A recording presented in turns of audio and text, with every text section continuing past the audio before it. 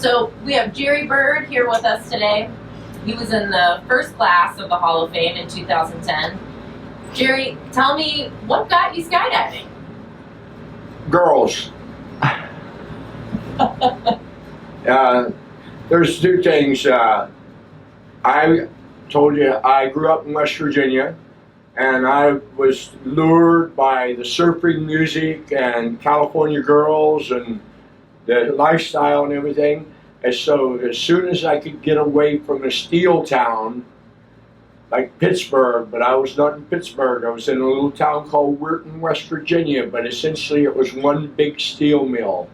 That's what made me go to California. I said, when I'm out of school, I'll go as far as away I could. I went up to the water, to Santa Monica. I wanted to be a surfer. So I'm semi-albino, so on day one, I win the Jerry Bird sunburn contest. All day on the beach in the sun, I burned so bad they had to take me to the emergency room. Oh, but while I'm doing this, first thing I bought was a surfboard. I couldn't even hardly swim, but I got a surfboard. I got blonde hair, right? But one of the days, very early after I'm in California, I see a guy coming along on a biplane, and he walks out on the wing and dumps. The plane's not 1,200 feet, but like a static line jump, you know, the airplane's going one way, he's not falling at terminal velocity. So he opens, does a few oscillations, turns and lands on the beach. All the girls and everybody, yahoo, I said, looks a lot better than surfing. I was afraid of water. I go, man, that was cool. If I ever saw anybody or could do that, I would. It wasn't a couple weeks. I'm going to a bar. A whole bunch of people I knew at my age run away from that town at that time. And a couple of them were rock and roll players, so they had a band. And I go, well, I go to where they hang out, band, girls, all this. And they're the lead singer is a friend of mine and all that. So I go there and I'm hanging out, and I meet a girl, and it's probably Thursday night. And I go, well, can we hook up, like make a date on Saturday? And she goes, no. I go, oh, hell. And I go, why not? She goes, oh, I'm going out of town. And I went, okay. And she goes, I'm going skydiving. I went, take me, take me. She goes, oh, everybody says that, and I won't go. And I go, I'll go. Lo and behold, she calls her a guy, an instructor. Saturday, they come by, they pick me up, and we're in LA, and we drive north to this, Lancaster, like before Taft or Arvin or stuff, and I make my first static line jump that day. And that was with Brian Williams, who I feel is, if I'm the father of LRL's work, he's the grandfather. He's the man who taught me to skydive. He was Mr. Cool. He's SCR number 8, meaning he came in 8th on the first 8-way. And so Brian really taught me in an AFF manner. Altitude's our friend, so the higher we go, the better. The ground's our enemy. And I think I did that day, though, the girl had made one jump prior. She refused to jump. So he has to get her out of the door and move her around in the Cessna. I get in the door and jump. And later, I didn't know this. You know, I mean, we jumped, and so we're, you know, still fairly early. I mean, it's only noontime or something. And he goes, well, we get packed up, we jump again. And I went, what? We do this more than once?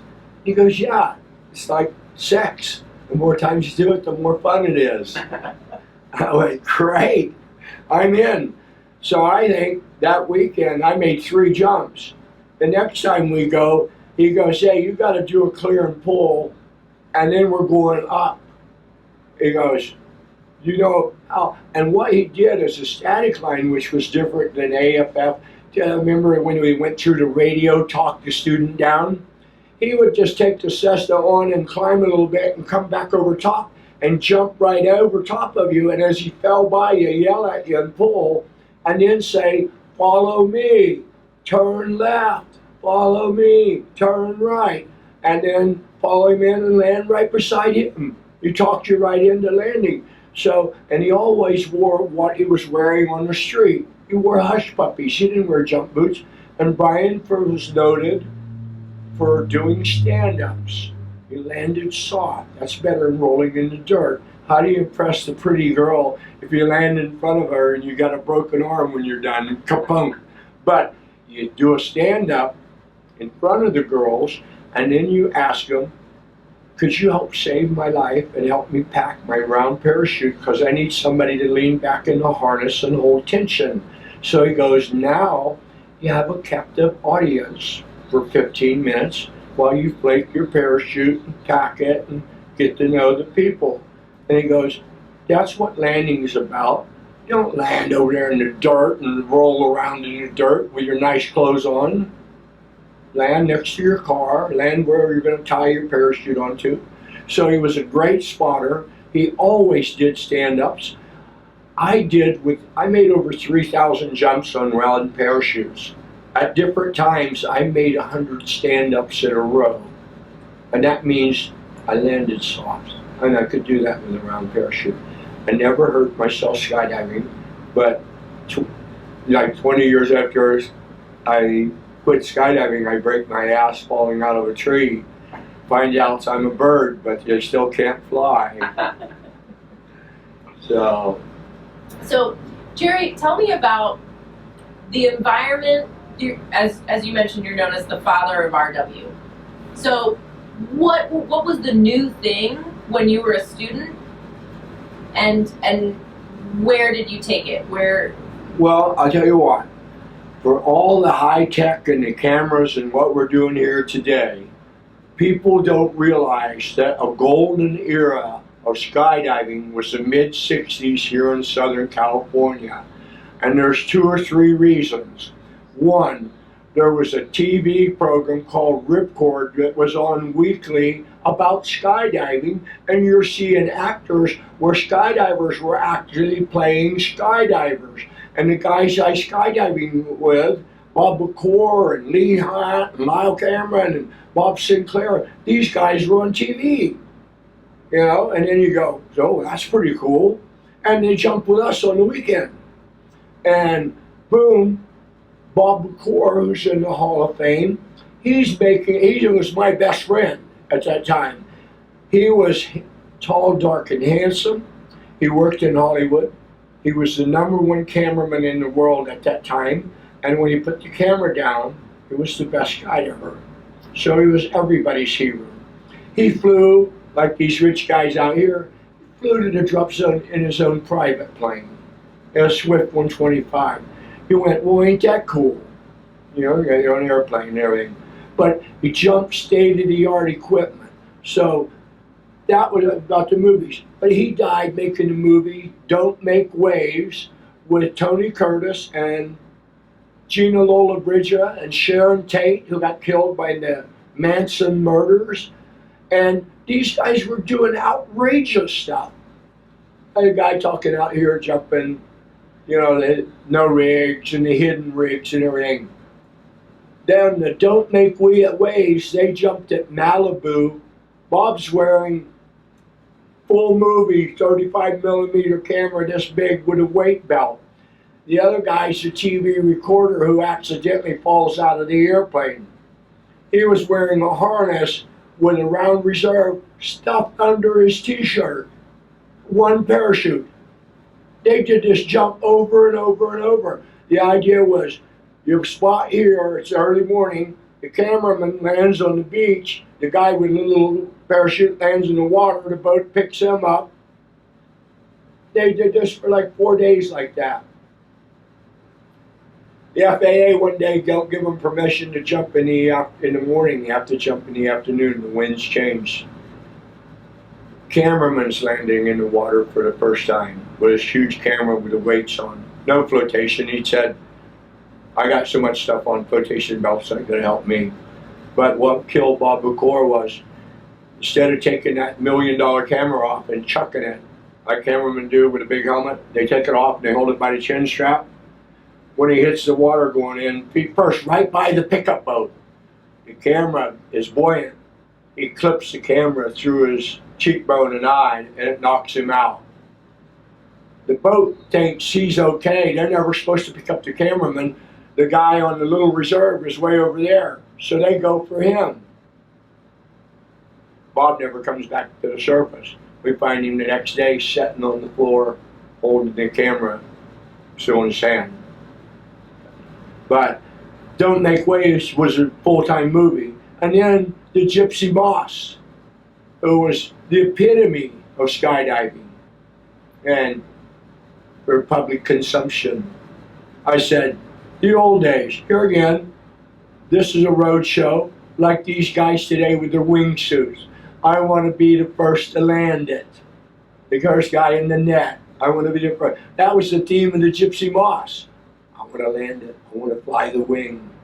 But I thought what was the thing, iconically, they got Gene Hackman, who's an Oscar award-winning. They got Burt Lancaster. They got these top-of-the-line actresses and actors playing that. And it's a total skydiving movie. And it's about, on words you can't say, sex, drugs, and rock and roll. The heroes, the barnstormers, come to town. They chase the women. They do the guy's wife. The guy that wants to jump the wingsuit. Most spectacular bounce ever filmed for a movie. You know, wingsuiter goes dying. That never happened. And then they packed their gear like the Army Golden Knights road team and said, we're on our way. Hey, next week you're jumping the wingsuit. But these are major motion pictures. So everybody in Southern California is on television, on this. We win a competition in '70 by the guy called the Webster Sweepstakes.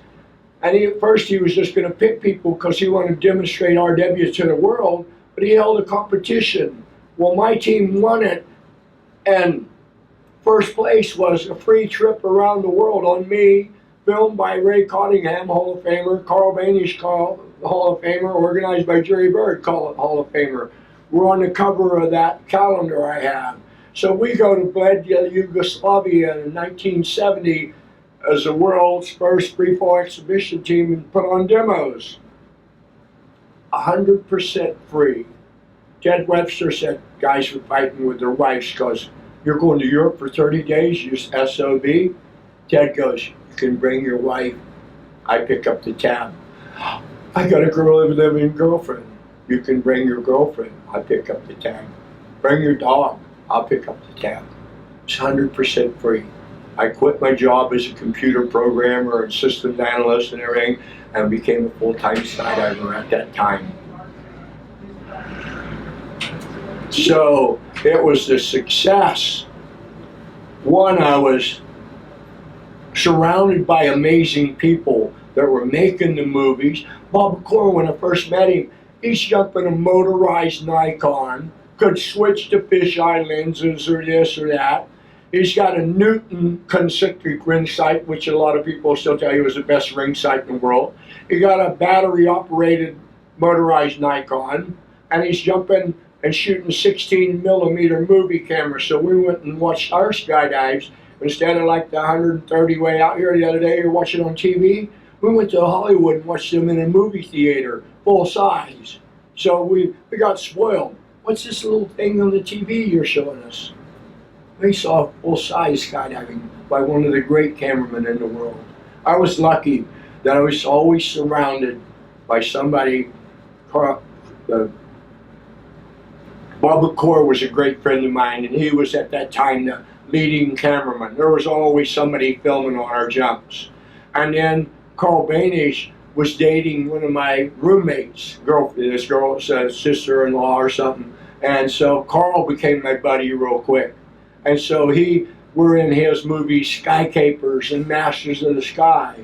But when my team started winning every competition and setting every record, and then later we went to be a demo team in '72 and made some of, I believe, the greatest demo jumps ever, Wearing Smoke, filmed by Carl Banish.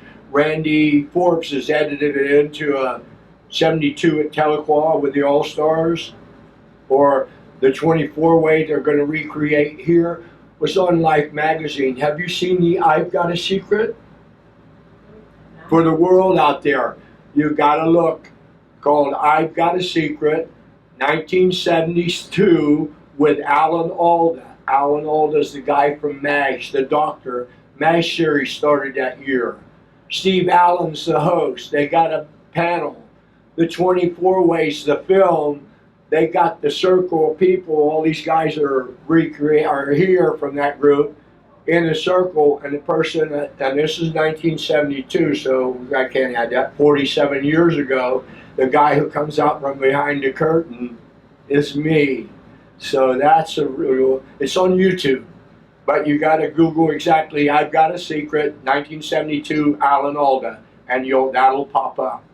And so these things are on national TV. We're on the cover of Life magazine, so there's a media blitz now of all the different high altitudes and stuff, but I'm telling you, in the 60s, there was a media blitz there. The only movies you could buy about skydiving, we were in. The only posters you could buy of unique skydives were us that Carl Banish had took. And any other thing in the movies were all done by the people in Southern California. And that's how I sort of got into it. I happened to step into the very beginning, and I stepped into what I considered was the other very cool, laid-back people that give skydivers their provenance, give me that word, provenance, the ambiance that they have today. That being cool is cool. Never any fights on skydives. You might disagree with people. Skydivers don't steal from each other, and it's a lifestyle. I couldn't get my big brother to let me drive his car. The first day when I make my jump, I owe beer. First jump.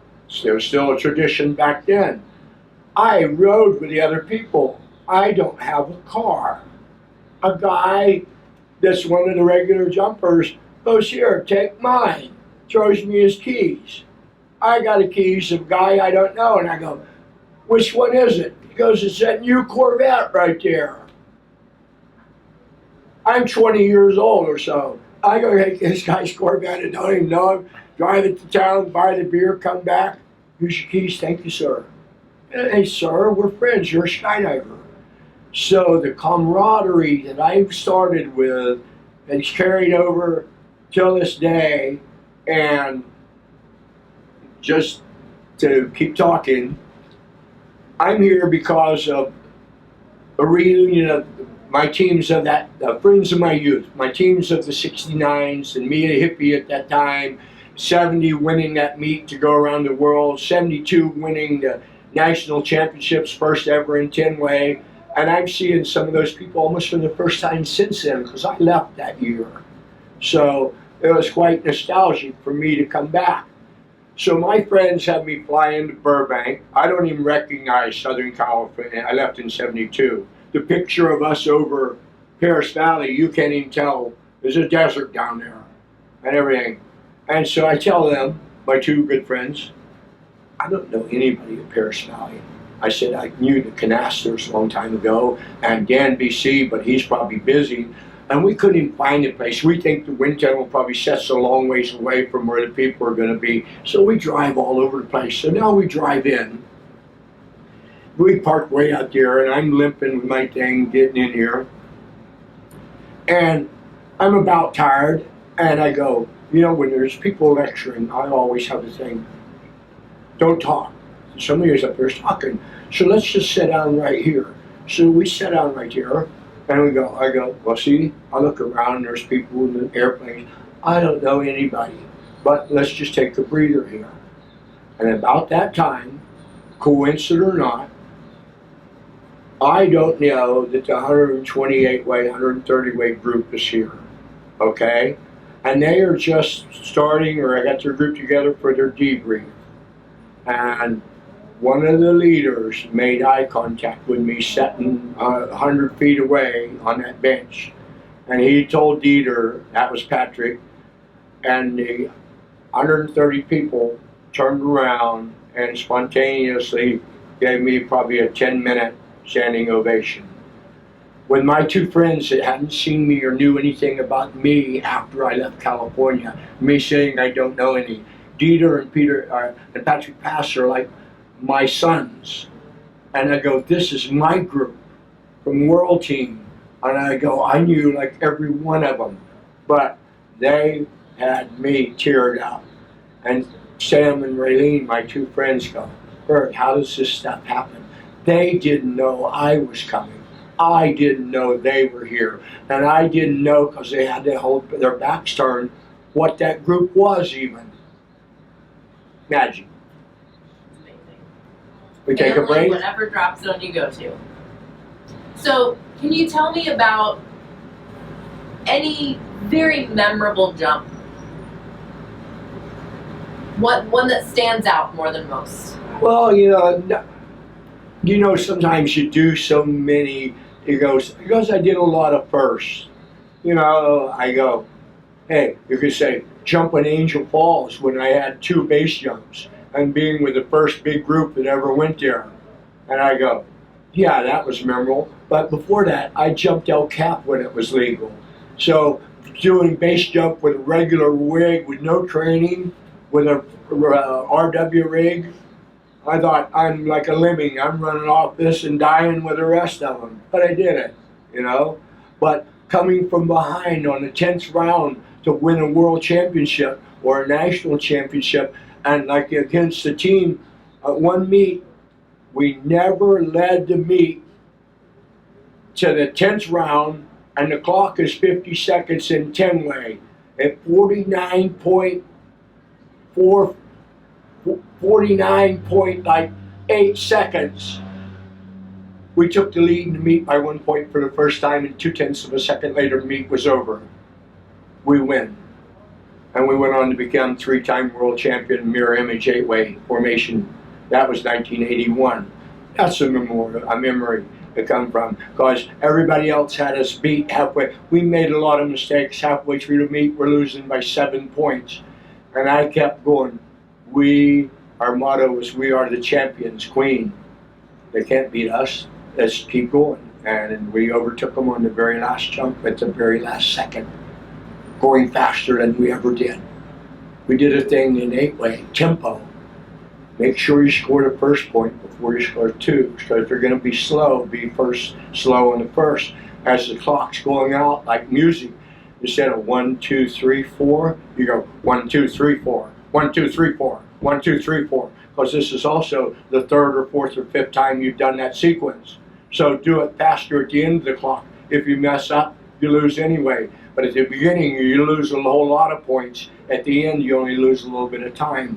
So we had that, and we scored at like 45, and then normally the transition and the hold back then, it was 6 seconds in between, and we cut it that time to like 4 seconds in between. And you had to show the grip to the judges back then, because they're shooting from the ground. It wasn't touch and go. You wouldn't get the point. So one other maybe jump, in Thailand. World team shirt today, BJ Worth. BJ, I got BJ hooked up in Thailand with the guys I knew that had the power. I've been in Thailand a long time ago.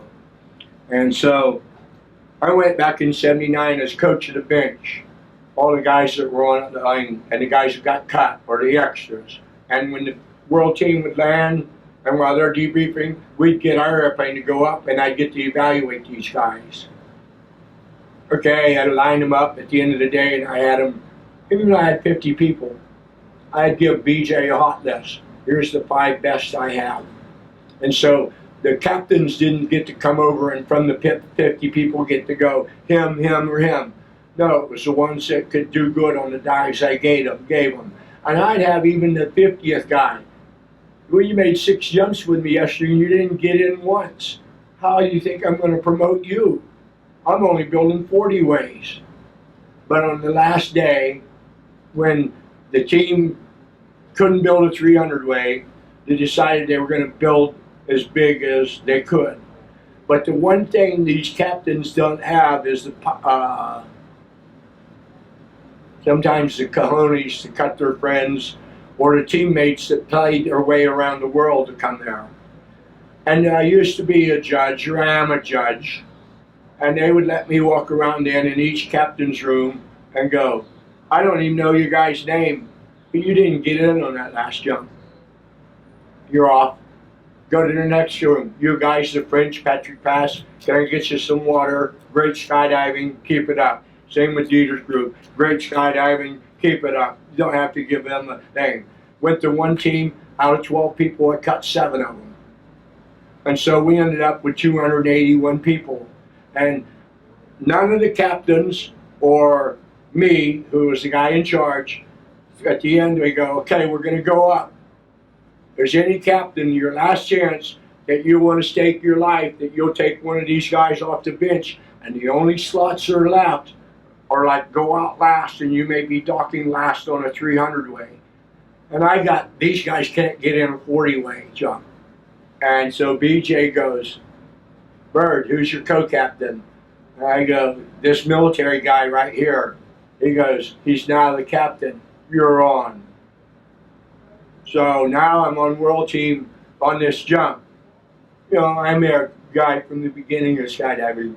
And BJ says, just go last. Do you need a dirt dive? I need no stinking dirt dive. Are you going to jump from 25,000 feet and get in one time? I could do that when I'm dead. So they showed me the person, Andy Farrington, in bright yellow.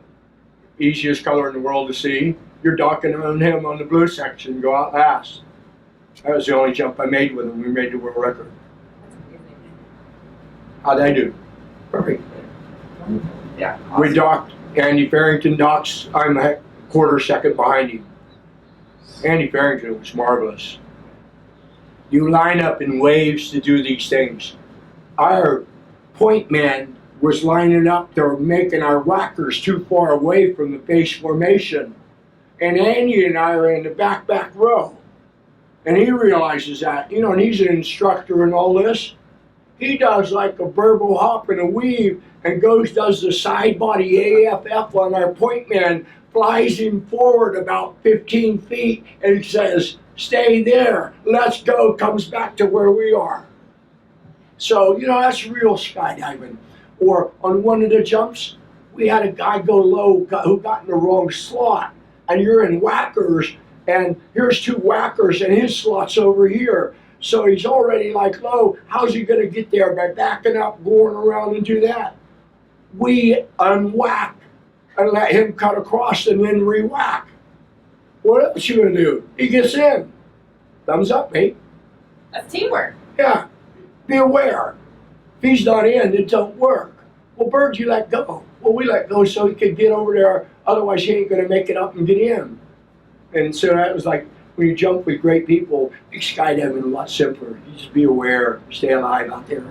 So, like I say, a lot of jumps I remember, and you know, countries I've been in over 50 countries in the world. I went to places like Venezuela 14 times, North Shore in Hawaii, Skydiver Hawaii, Frank Henshaw 14, 15 times, you know, around the world maybe 10 times.